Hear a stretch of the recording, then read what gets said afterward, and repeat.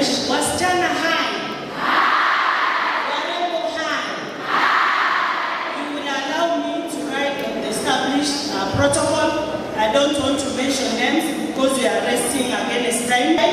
I'm very glad to be here, our girls.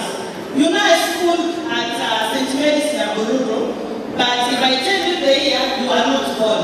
That was 92 to 95. You are not born, right? Yes. And one thing I love about the Catholic institutions, our girls are mentored. Our girls are trained. You perform home chores and you also are taught on prayers. I don't know if you have identified one verse that you love so much. When I was at Nabururu, that is way back standard 4, I mastered the whole of Psalms 23. I could read and I believed in it until I passed my exams. Believing in God. When I was transferred from my previous school to Nabururu, I was not performing well. And then when I came to Nabururu, I was doing well. My father thought the school is not performing well and he had to transfer me to another school. He didn't believe that I could do well.